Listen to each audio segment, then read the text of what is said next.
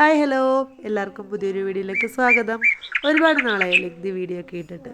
ഇതിപ്പം അമ്പലം ഏതാണെന്ന് എടുത്തു പറയേണ്ട ആവശ്യമില്ലല്ലോ, എന്നാലും അറിയാത്തവർക്ക് വേണ്ടിയിട്ട് പറയാം. ഇതാണ് മണ്ണാറശാല നാഗരാജ ക്ഷേത്രം. കേരളത്തിലെ തന്നെ ഏറ്റവും വലിയ നാഗരാജ ക്ഷേത്രമാണ്, നാഗരാജാവിൻ്റെ ക്ഷേത്രമാണ്. ഞങ്ങളുടെ വീടിൻ്റെ ഏറ്റവും അടുത്തുള്ള അമ്പലം തന്നെയാണ്. ഇപ്പം നാട്ടിൽ നിൽക്കുന്ന സമയത്താണെങ്കിൽ എല്ലാ മാസവും ഒരു ഞായറാഴ്ചയെങ്കിലും പോകുമായിരുന്നു. അപ്പോൾ ഇപ്പോൾ ചേട്ടൻ്റെ കൂടെ ആയതുകൊണ്ട് ലീവിന് വരുമ്പോഴൊക്കെ പോകാറുണ്ട്. അതുപോലെ തന്നെ ഇവിടുത്തെ മെയിൻ വഴിപാടെന്ന് പറയുന്നത് ഇതാണ്, പുറ്റുമുട്ടയുമാണ്. ഇതാണ് നാഗരാജാവിന് നാഗയക്ഷമിക്ക് നമ്മൾ കൊടുക്കുന്നത്. അപ്പോൾ മേടിക്കുമ്പോൾ രണ്ടുപേർക്ക് പ്രത്യേകമായിട്ടാണ് മേടിക്കുന്നത്. ചന്ദനത്തിരി, കർപ്പൂരം, എണ്ണ, അതുപോലെ തന്നെ പുറ്റുമുട്ടയും നമ്മൾ പ്രത്യേകം തന്നെ വെക്കുകയും വേണം. ഞങ്ങൾ പോയത് തിങ്കളാഴ്ചയാണ്. ഞായറാഴ്ച ദിവസമാണ് ഇവിടെ നല്ല തിരക്കുള്ളത്. എല്ലാ ദിവസവും തിരക്കാണ്, പക്ഷേ തിങ്കളാഴ്ച ദിവസം വർക്കിംഗ് ഡേ ആണല്ലോ, അത് കാരണം വലിയ തിരക്ക് കുറവാണ്. ഞായറാഴ്ച ദിവസമാണ് ദൂരെ നിന്നൊക്കെ ആൾക്കാർ വരുന്നത്. അവധി ദിവസം ആയതുകൊണ്ടായിരിക്കാം. പ്രത്യേകിച്ച് ഞായറാഴ്ച ദിവസമാണ് മണ്ണാർശാലയിൽ തിരക്ക് കൂടുതലുള്ളത്. പിന്നെ ഇവിടുത്തെ ഈ മരം, ഇത് അറിയാൻ വയ്യാത്തവർക്ക് വേണ്ടിയിട്ട് പറയും, ഇതാണ് നാഗലിംഗ മരം. അമ്പലത്തിൽ നമ്മൾ കയറി വരുന്നിടത്ത് തന്നെ വലിയൊരു മരമുണ്ട് ഇതിൻ്റെ. ഇത് നമ്മൾ അകത്തെ വീഡിയോസ് ഒന്നും നമുക്ക് നാഗരാജാവിൻ്റെ അകത്തെ വീഡിയോ ഒന്നും എടുക്കാൻ പറ്റത്തില്ല, പുറത്തെ വീഡിയോസൊക്കെ എടുത്തിട്ടുള്ളൂ. നമ്മൾ അമ്പലത്തിൽ നിന്ന് തൊഴുതിട്ട് നേരെ വടക്കേ ഇല്ലത്തോട്ട് പോകുന്ന വഴിയാണിത്.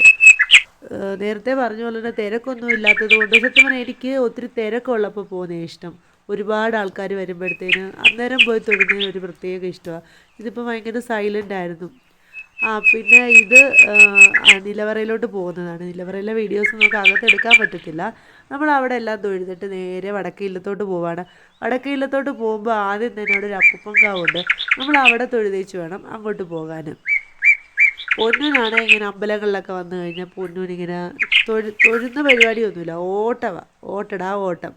ഇത് അപ്പൂപ്പൻകാവിൻ്റെ അവിടെ തൊഴുതിട്ട് നമ്മൾ നേരെ പോകുന്നത് വടക്കേ ഇല്ലം എന്ന് പറയും. അവിടെ ശാസ്താവിൻ്റെ അമ്പലമുണ്ട്, പിന്നെ ഒരു ഭദ്രകാളിയുടെ അമ്പലമുണ്ട്. പണ്ടൊക്കെ ചെറുതിലെ അമ്മയുടെ കൂടെ മാസത്തിലെല്ലാ ഞായറാഴ്ചയും ഞാനിവിടെ വരുമായിരുന്നു, തൊഴാൻ വരുമായിരുന്നു. നമുക്ക് വീട്ടിൽ നടന്നു പോകാനുള്ള ദൂരമുള്ളായിരുന്നു.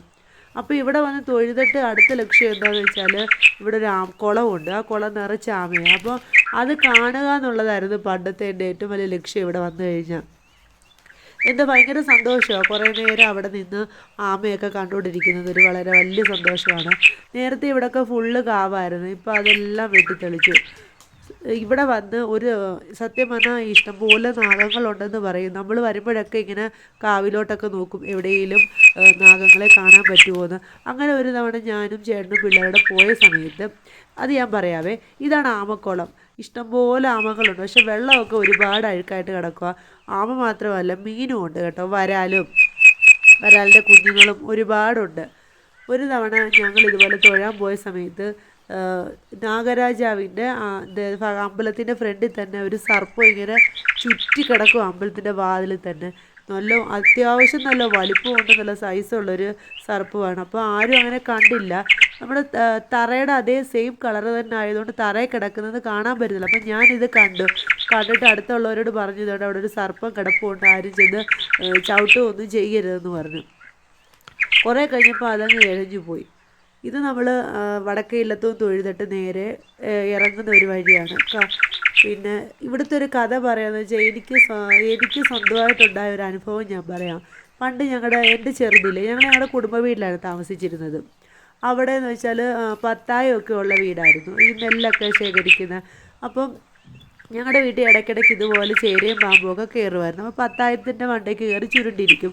അങ്ങനെ ഒരു തവണ ഞങ്ങൾ കണ്ടു, ഒരു കറുത്ത പാമ്പാണോ ചേരയാണോ എന്നറിയത്തില്ല, ഞങ്ങളുടെ വീട്ടിൽ കയറിയിട്ടുണ്ടായിരുന്നു. നമ്മൾ ഇടയ്ക്കിടയ്ക്ക് അടുക്കളയിലോട്ടോ വേറെ മുറിലോട്ടോ വരുമ്പോൾ ഇത് പാസ് ചെയ്ത് അങ്ങോട്ടും ഇങ്ങോട്ടുമൊക്കെ പോകുന്ന കാണാം. ഞങ്ങൾക്ക് ഭയങ്കര പേടിയായിരുന്നു. അങ്ങനെ കുറച്ച് നാളായിട്ടും ഇത് ഇറങ്ങിപ്പോകുന്നില്ല. ഇടയ്ക്ക് പെരയ്ക്കകത്ത് അങ്ങോട്ടും ഇങ്ങോട്ടും എഴയുന്ന കാണാം. പിന്നെ ചെന്ന് നോക്കുമ്പോൾ കാണത്തില്ല. അങ്ങനെയൊക്കെയുള്ളൊരു ഇതായപ്പോഴത്തേന് എൻ്റെ അച്ചാമ്മയുണ്ടല്ലോ, മണ്ണാർശാലയിൽ വന്നിട്ട് ഇപ്പോഴത്തെ അമ്മയല്ല, നേരത്തെ അമ്മയായിരുന്നു. ആ അമ്മയോട് കണ്ട് വിവരങ്ങളൊക്കെ പറഞ്ഞു.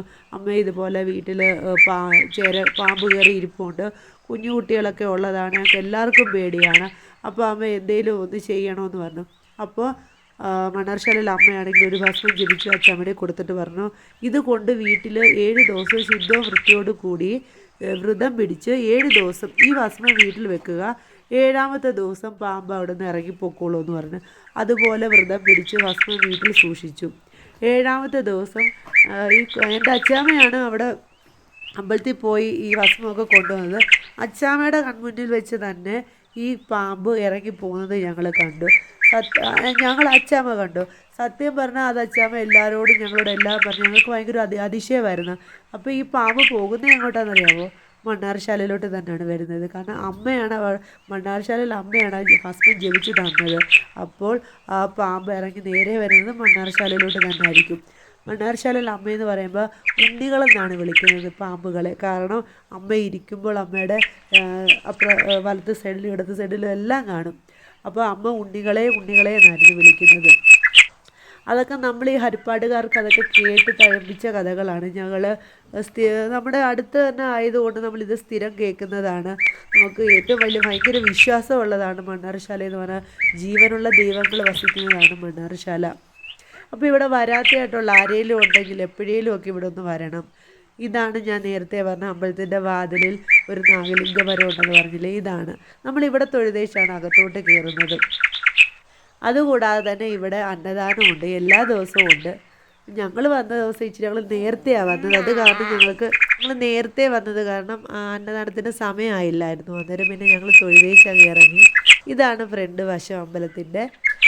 പിന്നെ ഞങ്ങൾ ഇറങ്ങിയപ്പോഴത്തേനും ആൾക്കാർ വരുന്നുണ്ടായിരുന്നു. ദൂരെ നിന്നൊക്കെ വണ്ടിയിലൊക്കെ ബസ്സിനൊക്കെ വരുന്നുണ്ടായിരുന്നു ആൾക്കാർ. പിന്നെ അടുത്ത ഇവിടുത്തെ മെയിൻ ഒരു പ്രസാദം എന്ന് പറഞ്ഞാൽ പായസമുണ്ട്, അതുപോലെ തന്നെ ഉണ്ണിയപ്പം. എനിക്ക് ഭയങ്കര ഇഷ്ടമാണ് ഇവിടുത്തെ ഉണ്ണിയപ്പം. നല്ല സോഫ്റ്റ് ഉണ്ണിയപ്പമാണ് ഇവിടെ. പിന്നെന്ന് പറയാൻ മഴ പെയ്ത് കിടക്കുന്ന ഒരു അന്തരീക്ഷമായിരുന്നു. മഴ പെയ്യാൻ തയ്യാറായി കിടക്കുമായിരുന്നു. കണ്ടില്ലേ, ആൾക്കാരൊക്കെ വളരെ കുറവാണ്. അധികം പേരെടുത്ത് പറയാൻ ഒരുപാട് ആളില്ല. കാരണം തിരക്ക് ഞായറാഴ്ച ദിവസം വരണം ഇവിടുത്തെ തിരക്ക് കാണണമെന്നുണ്ടെങ്കിലും. പിന്നെ ഉണ്ണിയപ്പം, ഞാനത് ഉണ്ണിയപ്പം ഇങ്ങനെ വേണമെന്ന് പറഞ്ഞപ്പോഴത്തേന് ചേട്ടനും പൊന്നും ഓടി. ഇവിടെ പൊന്നിനും ശ്രീക്കുട്ടിക്കും ഒക്കെ ഇഷ്ടമാണ് ഉണ്ണിയപ്പം. അപ്പം ഞങ്ങൾ അതെല്ലാം വാങ്ങി നേരെ ഇനി ഞങ്ങൾ അടുത്തിട്ട് പോകുന്നത് നമ്മുടെ ഹരിപ്പാട്ട് അമ്പലത്തിലോട്ടാണ്. അപ്പോൾ ഹരിപ്പാട് സുബ്രഹ്മണ്യ സ്വാമി ക്ഷേത്രം അത് ഞാൻ അടുത്ത വീഡിയോയിൽ ഇടുന്നതായിരിക്കും. അപ്പോൾ വീഡിയോ ഇത്രയേ ഉള്ളൂ. Tata, bye bye, see U.